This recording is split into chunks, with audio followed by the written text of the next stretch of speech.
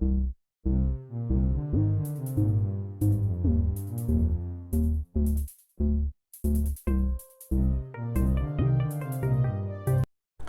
Friends, hello students, आप सभी का मेरे YouTube channel commerce classes bye विशाल सर में हार्दिक स्वागत है। बच्चों, आज हम क्लास 11th बिजनेस स्टडीज़ के बारे में पढ़ेंगे और इसमें भी हम क्या पढ़ेंगे, हमारा चैप्टर सेकंड कह लीजिए या यूनिट सेकंड कह लीजिए, फॉर्म्स ऑफ बिजनेस ऑर्गेनाइजेशन चल रहा है। इसमें आप सोल प्रोप्राइटरशिप और हिंदू अनडिवाइडेड फैमिली या हिंदू फैमिली बिजनेस, मैंने इस पे 2 वीडियो बनाई हैं, अगर आपने नहीं देखी हैं वो आप ज़रूर देखें। और फॉर्म्स ऑफ बिजनेस ऑर्गेनाइजेशन में आज थर्ड जो पार्ट है पार्टनरशिप, जिसे हिंदी में हम कहते हैं साझेदारी, पार्टनरशिप, ठीक है। इसके बारे में पढ़ेंगे क्या होती है, देखिए ध्यान से पढ़ते हैं हम। पार्टनरशिप क्या होती है, इसको हिंदी में साझेदारी कहते हैं। Partnership form of business organisation emerged to overcome the difficulties of sole proprietorship business. ये जो पार्टनरशिप है, जो साझेदारी है, ये फॉर्म कैसे बिजनेस का आया, बिजनेस ऑर्गेनाइजेशन कहाँ से अमर्ज हुआ है, ये आया है सोल प्रोप्राइटरशिप की डिफ़िकल्टीज़ से। क्योंकि सोल प्रोप्राइटरशिप के बहुत सारे नुकसान थे। एक इंसान सब कुछ प्रेशर झेलता है, जो सोर्सेज हैं वो भी सिलेक्टेड लगा पाता है, डिसीजन नहीं ले पाता है, तो उसके लिए अब नया फॉर्म आया है एक और पार्टनरशिप, साझेदारी जिसे बोलते हैं।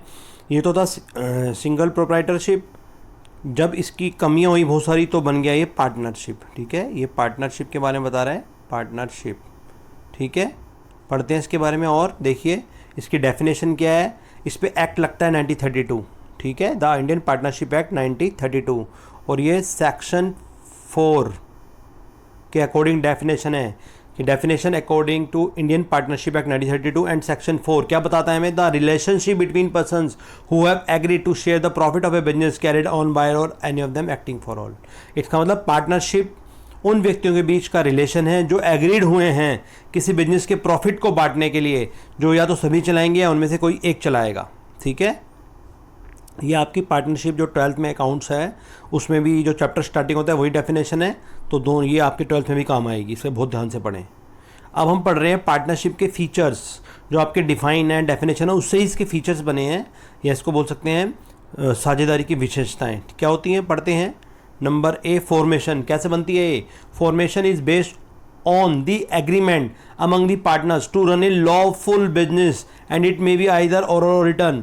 पार्टनरशिप कैसे फॉर्म होती है? पार्टनरशिप हमेशा एग्रीमेंट से बनती है, ठीक है। और ये एग्रीमेंट भी 2 तरह के हो सकते हैं, या तो ये एग्रीमेंट ओरल हो सकता है या ये एग्रीमेंट रिटन हो सकता है। वैसे रिटन हो तो ज़्यादा बेटर है, ओरल में तो मुकर भी सकते हैं हम। तो हमेशा ये बनती है एग्रीमेंट से, जो कि ओरल या रिटन हो सकता है, अमंग दी पार्टनर्स के बीच में बनता है, जो कि एक लॉफुल बिजनेस करते हैं। लॉफुल बिजनेस का मतलब होता है जिसको गवर्नमेंट ने बैन ना कर रखा हो, which is not oppose to the public policy या government policy, and it may be either oral or written. ये बताइए मैंने आपको, या तो ओरल हो सकता है, रिटन हो सकता है, तो ये हमेशा ऐसे फॉर्म होती है। But 2 people coming together for charitable purpose is not a partnership. अगर चैरिटेबल पर्पज के लिए आ रहे हैं, प्रॉफिट नहीं कमा रहे हैं, तो ये पार्टनरशिप नहीं हो सकती। नंबर सेकंड इसका फीचर है liability. The liability of each partner is unlimited. यहाँ भी लाइबिलिटी अनलिमिटेड होती है। अनलिमिटेड क्या, आप ये डायग्राम भी देख रहे होंगे, ध्यान से देखिए। अनलिमिटेड का मतलब होता है कि अगर लाइबिलिटी बहुत ज़्यादा हो जाए तो आपके पर्सनल जो एसेट हैं वो सारी बिक जाएंगी। अगर आपकी लाइबिलिटी फिर भी अगर ख़त्म नहीं होती तो आपकी पर्सनल एसेट सारी बिक जाएंगी और आप दिवालिया भी हो सकती हैं, ठीक है। तो even their personal properties are held liable for the डेप्ट of the partnership firm. Partnership firm के अगर डेप्ट बहुत ज़्यादा हो जाते हैं तो पर्सनल आपकी एसेट पे भी फ़र्क पड़ेगा, ठीक है। ये इसका फीचर है। Number third, risk bearing. All the risk or of loss is shared by the partners as they are sharing profit of the firms. सारे के सारे जितने भी रिस्क ऑफ लॉस होगा सारे पार्टनर्स में शेयर हो जाएगा। सोल प्रोप्राइटर में क्या होता था, एक इंसान को उठाना पड़ता था, लेकिन पार्टनरशिप में जितने भी पार्टनर्स हैं 2, 4, 5, 7, 10 सब मिलकर बियर करेंगे, ठीक है। ये इसका फ़ायदा है एक तरह से। और डिसीजन मेकिंग एंड कंट्रोल। यहाँ डिसीजन मेकिंग क्या होता है? डिसीजन मेकिंग होता है किसी भी सिचुएशन में, किसी भी चीज़ में डिसीजन लेना, और ये बहुत ही इंपॉर्टेंट पार्ट होता है किसी भी बिजनेस का। तो decisions are generally taken with mutual consent. अकेले पार्टनर नहीं होता, साथ में पार्टनर्स होते हैं। तो जब दोनों के दोनों एग्री हो जाएंगे, म्यूचुअल कंसेंट हो जाएगी, तब डिसीजन लिया जाएगा। 2 पार्टनर का एग्जांपल ले रहे हैं हम यहाँ पर, मिनिमम 2 होने चाहिए। अब इसी कंडीशन भी पढ़ेंगे हम, ठीक है, और मैक्सिमम और ज़्यादा भी हो सकते हैं। फिर हम पढ़ रहे हैं continuity. A partner is purely a personal organization and it has no separate legal existence apart from its member, hence it lacks continuity। तो यहाँ पर एक बात बोली गई है, मान लो ये बिजनेसमैन है, ठीक है, और ये बिजनेस है या फर्म है। बिजनेस और businessman are two different concept, ये सेपरेट लीगल एंटिटी बताता है, ठीक है।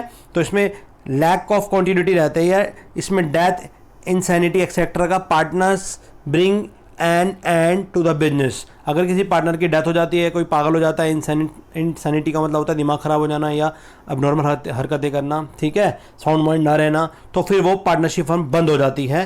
ये इसका नुकसान है, या फीचर भी कह सकते हो आप, फीचर है इसका, ठीक है। और मेंबरशिप कितनी है, मिनिमम 2 मैक्सिमम 50, मिनिमम 2 होने जरूरी है। मिनिमम मेंबर कितने हैं, 2, कम से कम 2। पार्टनरशिप की कंडीशन है कम से कम 2 पार्टनर्स होने जरूरी हैं अकॉर्डिंग टू सेक्शन 464। इसको बहुत ध्यान से पढ़ना, ये नया है, कंपनीज एक्ट 2013 न्यू एक्ट के according maximum number of partners can be 100 हो सकते हैं, subject the number prescribe by the government. अगर गवर्नमेंट ने जो भी प्रेस्क्राइब कर रखे नंबर, मैक्सिमम 100 हो सकते हैं। At present it is limited 50 by the government of India. वैसे तो 100 हो सकते हैं, लेकिन इसमें कितने हैं, मैक्सिमम 50 हैं।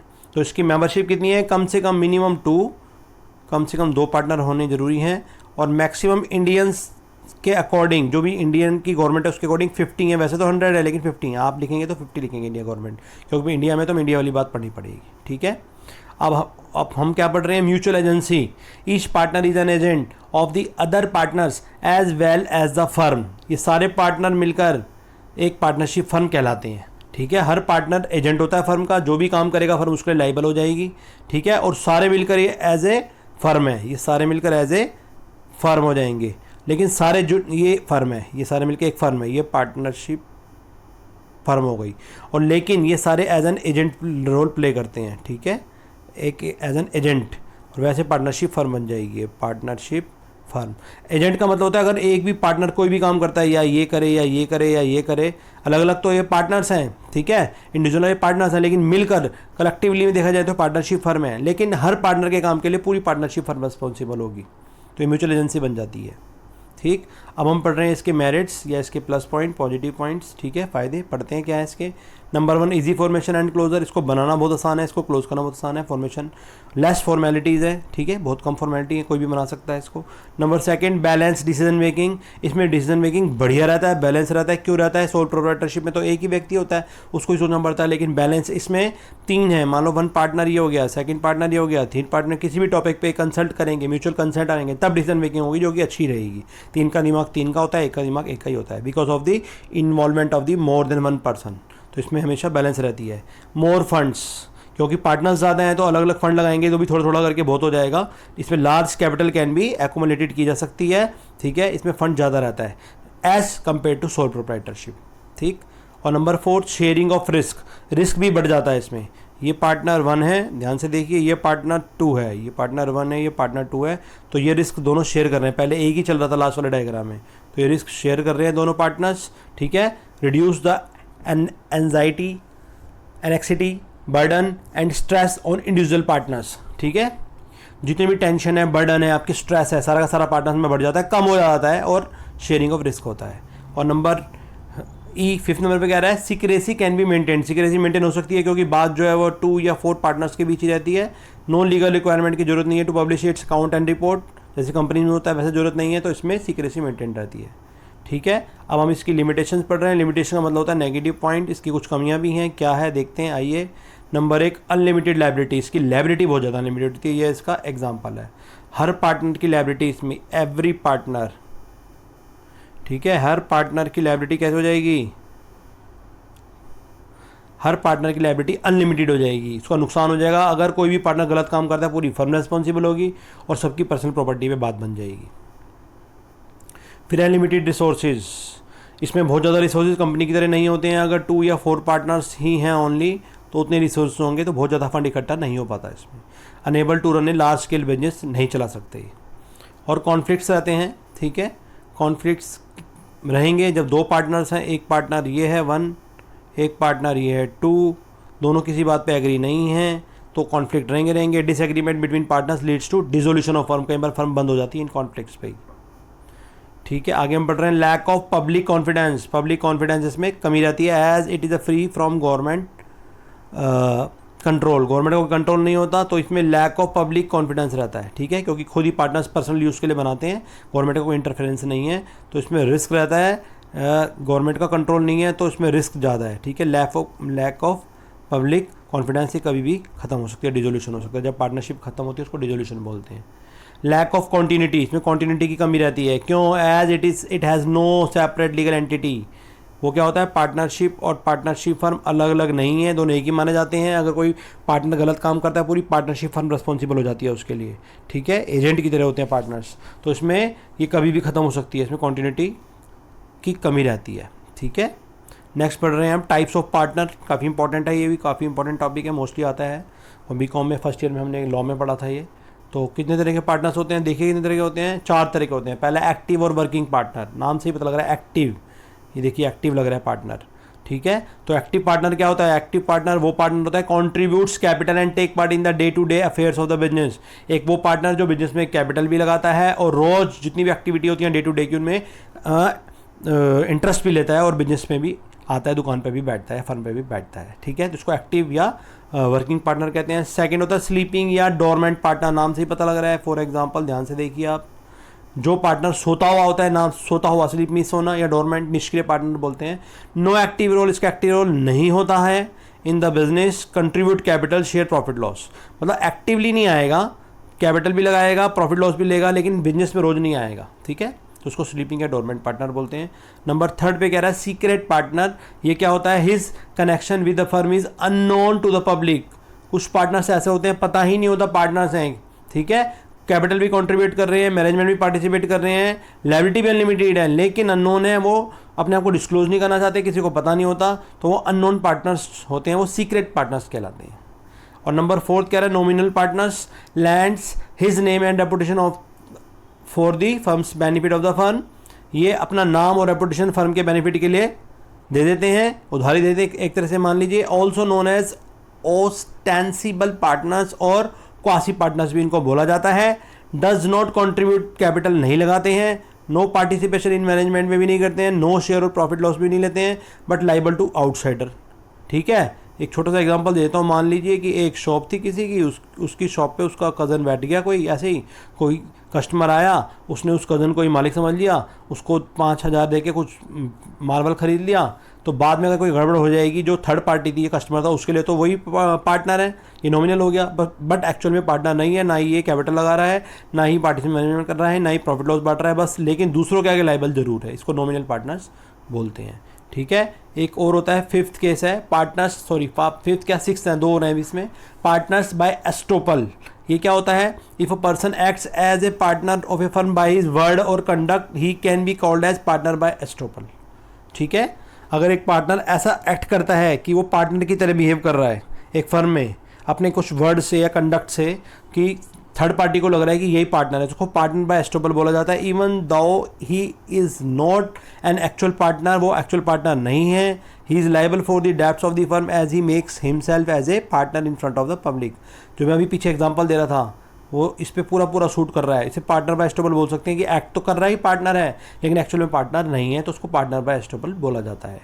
और लास्ट है ये partner by holding out, a person may be declared as a partner in a firm by the outsider and does not deny this even after becoming aware of it. अगर एक partner ऐसा है जो declare किया गया as a partner firm ने, ठीक है, आउटसाइडर के द्वारा, लेकिन वो डिनाई भी नहीं करता this even after becoming aware of it, उसको पता है मैं पार्टनर नहीं हूँ तब भी मना नहीं कर रहा, तो he is also liable for the debts of the firm, he is not an actual partner, actual partner नहीं है, लेकिन ऐसा बिहेव कर रहा है, ऐसा कंडक्ट कर रहा है कि वो पार्टनर की तरह ट्रीट कर रहा है और आउटसाइडर उसको पार्टनर मान रहा है, तो और वो भी डिनाई नहीं कर रहा कि है या नहीं है, तो वो पार्टनर बाय होल्डिंग आउट माना जाता है। और ऐसे पार्टनर लाइबल होता है फर्म में अगर कोई भी गड़बड़ हो जाती है डेब्ट्स के लिए, ठीक है, लेकिन वो एक्चुअल पार्टनर नहीं है।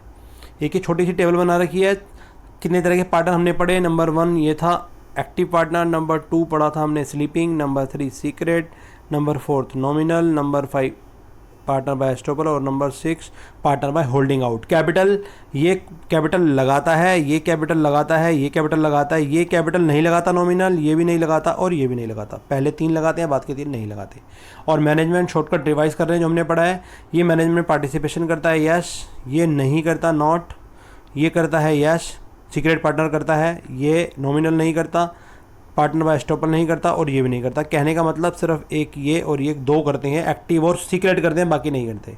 शेयर इन प्रॉफिट और लॉस, ये प्रॉफिट लॉस शेयर करते हैं, यस ये भी शेयर करते हैं, यस ये भी शेयर करते हैं। पहले तीन एक्टिव, स्लीपिंग और सीक्रेट पार्टनर तो शेयर प्रॉफिट लॉस करते हैं, ये नहीं करता जनरली। नॉमिनल और पार्टनर बाय एस्टॉपल और होल्डिंग आउट दोनों नहीं करते, पहले तीन बात के नहीं करते।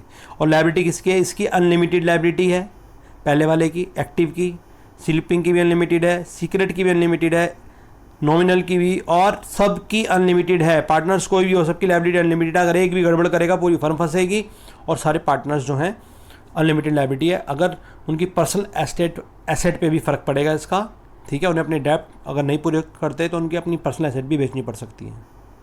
तो इसी के साथ ये यूनिट ख़त्म होती है। आई होप आपको अच्छी लगी होगी। अगर आपको अच्छी लगे तो उसको लाइक करें, मेरे चैनल को सब्सक्राइब करें और अपने जैसे फ्रेंड्स में शेयर ज़रूर करें। बहुत ही जल्दी नई वीडियो के साथ मिलते हैं। मैंने बहुत सारे अकाउंट्स में वीडियो बनाई हैं और 11th और 12th दोनों पे ही अकाउंट्स और बिजनेस में बहुत सारी वीडियो बनाई हैं। तो अपने सीनियर साथियों को 12th के लिए भी आप मोटिवेट करें कि वो वीडियो ज़रूर देखें अकाउंट्स और बिजनेस की, अपने साथियों को, बड़े भाई बहनों को। और आप भी अकाउंट्स और बिजनेस में मेरे साथ जुड़े रहें और मेरा चैनल देखते रहें। इसी के साथ अच्छे से पढ़ते रहें और आप सभी का इस चैनल को देखने के लिए बहुत बहुत धन्यवाद।